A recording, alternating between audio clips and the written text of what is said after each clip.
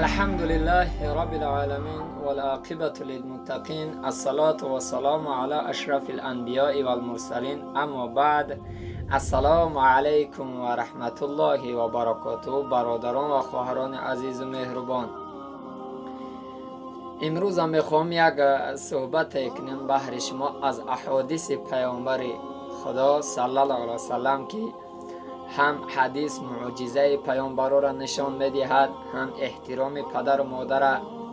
چند پهلوهای زندگی را از این حدیث برداشت میکنه و بنده در دوام صحبت خطایی از ما سر بزند. از همه منظرت میخواهم. پیغمبر خدا علیه السلام میگه 3 کودکی هست که در دنیا سخن گفتگی هست. یکم حضرت عیسی علیه السلام. پیامبر خدا علیه السلام میگه که حضرت عیسی در حالی که طفلیت بود او را خداوند به پدر پیدا کرد. چگونه که شاعر میفرماید به پدر فرزند پیدا او کند، طفل را در مه و گویا او کند. میگه که حضرت عیسی را خداوند متعال به پدر پیدا کرد تا اینکه مردم بدونن که الله به پدرم قدرت داره که آدم به دنیا بیارد. به همین خاطر یکم سخن حضرت عیسی با مردم چی گفت؟ اینی عبدالله، من بنده خدا هستم نه فرزند خدا. یکم انسانی که سخن گفتگی طفل این حضرت عیسی علیه السلام.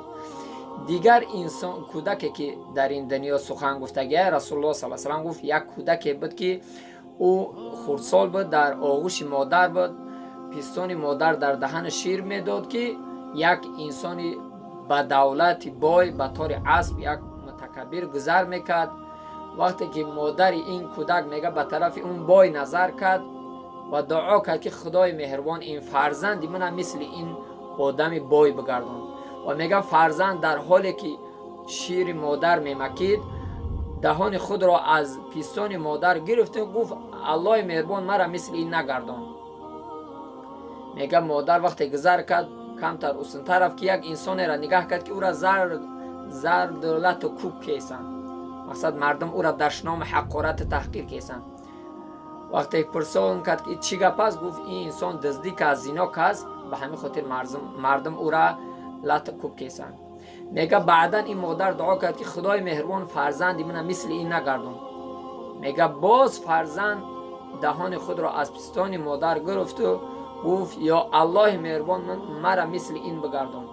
مادر در تعجب زد، گفت ای فرزند عزیز چرا از اولش اجتناب کردی و دیمش را طلب کردی؟ گفت ای مادر عزیز اون بای را که دیدی بر طور اسب بود، اون یک آدم متکبر بود، یک آدم مغرور بود که مردم توجه نمیکرد و از خدا دور بود. و این انسانی را که میبینی مردم او را ضرب کیسن، او مردم او را حقیر شمرده‌اند، لط کوب کیسن، او مظلوم است، او بیچاره نه زنا کرده است نه دزدی کرده است، مردم او را تهمت کیسن. به همین خاطر من خداوند مثل مظلوم بگرداند نه مثل متکبر. و دیگر طفلی که در این دنیا سخن گفتگی است، این طفل که بود در امتهای پیشین در بنی اسرائیل یک شیخ بود به نام جوریج، یک انسان بسیار خدا ترس بود، با تقوا بود. اون جوریج بسیار عالم بود، بسیار عبادتکار بود، خداوند بسیار عبادت میکرد. روز او را مادرش صدا کرد یا جوریج گفت. جوریج در حال نماز خواندن بود، به مادر توجه نداد. مادر 2-3 بار فیرا زد و اون جوریج در حال عبادت که بود به مادر جواب نگردون. گفت من در تعجب میغلطم از این فرزندی که فیرادش میزنم یکم بار هست که میفهمم که مرا جواب نمیگردوند. گفت یا الله مهربان فرزندی من به این عمل کردگیش در همه دنیا جزاش بده. میگه دیری نگذشت که یک زن فاحشه پیش جوریج آمد تا اینکه میخواست قیو زنا کنه. جوریج به اون نگاه نکرد. این جوریج از همون بنی اسرائیل بود. با اون زن فاحشه نگاه نکرد. اون زن فاحشه بعدا رفت با یک چوپان زنا کرد، بعدا حمل کرد، تولد کرد و مردم زیادی را جمع کرد. گفت این فرزندی من از همون جوریجی که شما اوقا شیخش میگه، اوقا با تقواش میگه، عالمش میگه، این فرزند از همون است. مردم وقتی که با او اعتقاد داشتن، وقتی این گپ که شنیدن، همه کس حمله بر همون کلبه جوریج کردن، کلبه او را خراب کردن و او را زیر تحقیر حقارت دشنام لط کوب کردن. بعدا جورج گفت چی عمل است که بر من میکنید؟ گفتند این فرزند حرامی میگن از ته هست. بعدا جورج گفت همون طفل رو به نزد من بیارید. طفل رو به نزد همین جورج آوردن. جورج چیکار کرد؟ طهارت کرد و 2 رکعت نماز خواند. بعدا به درگاه خداوند متعال دعا کرد و میگه دستی مبارک خدا بر این کودک میگه زد، میگه گفت به اذن پروردگار تو بگو که پدرت کی هست؟ میگه همون کودک میده خردسال که حالا شیر میمکه به اذن الله گفت پدری من فلانی چوپان هست که مادر من رفت قیو زنا کرد، پدری من شما نیستی. گفت همون کودک به اذن الله گپ زد. وقتی که مردم این حالت که دیدن دستای جورج بوسه کردن و سینی جورج گفتن با ما اجازت نمیتی که خانه تر استیلا کنیم همین کلبته. جورج گفت نه، بلکه همون لایه که بد به همون اصل اولش بگردونه بس برای مرا کفایه میکنم. از این قصه ای برداشت کرده میشه این جورج یک عبادت کار به خداوند برای چی این بلا را بسر شد؟ به خاطر که در صدای مادر جواب نگردون. به همین خاطر علمای اسلام میگن در نمازهای نافله و سنت وقتی مادر فریاد که زد نماز سلام دادن در کار و مادر لبیک گفتن در کار.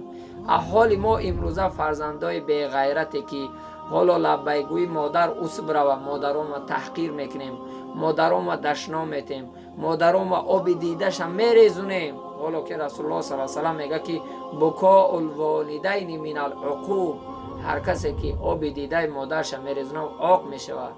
این حدیث بگیریم همه ما در این شامل هستیم.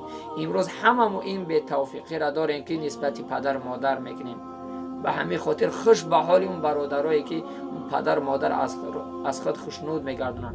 رضا الوالدین رضا الله، رضاگی پدر مادر رضاگی الله، غضب پدر مادر غضب الله. کوشش کنیم همه برادران همه خواهران که دعای پدر مادر برای خود غنیمت بدونیم. اگر پدر مادر از ما راضی باشه درهای جنت برای ما راضیه. یکی از درهای جنت نامش به نام پدر و مادر است. هر کس پدر مادرش خوشنود میکنه خرسند میکنه اون در جنت او را صدا میکنه. خوش به حال اون برادر اون خواهری که پدر و مادرش همیشه وقتی دستش میبرده دعا میکنه در حق این فرزندش دعا میکنه که خدایا این فرزند من برکت ده. وای بر حال اون فرزندی که دعای پدر و مادر نمیگیره، از پدر مادر از او خوشنود نیست. به همین خاطر برادران عزیز کوشش کنید که یکی از نشانه‌های قیامت پیامبر خدا علیه السلام گفت همیه که جوان در فکر زن و فرزندش میباشد در فکر پدر و مادرش نه، در فکر جورش میباشد در فکر پدر خودش نه. به همین خاطر کوشش کنیم که پدر و مادر قدرش بدونیم. پیغمبر خدا علیه السلام میگه کما تدین و تدان، هر معامله که همون معامله رو منتظر شه. اگر ما بر پدر و مادرمون معامله خوب کردیم مهربان کشیدیم فرزندامون بر ما مهربان میشن. اگر ما با پدر و مادر بدرفتار و بدکردار کشیدیم فرزندای ما با ما بدرفتار و بدکردار میشن. به همین خاطر از الله متعال خواهان او هستم که همه ما و شما را الله متعال اونقدر توفیق و غیرت بدهد که در خدمت پدر و مادر پیش قدم باشیم. اون چیزی را که برای خود دوست می‌داریم از خوردنی از پوشیدنی برای پدر و مادر دوست بداریم. در حق خودمان دعا کنیم، در حق پدر و مادرم الله متعال همه ما و شما را موفق در خدمت پدر و مادر بگرداند. آمین.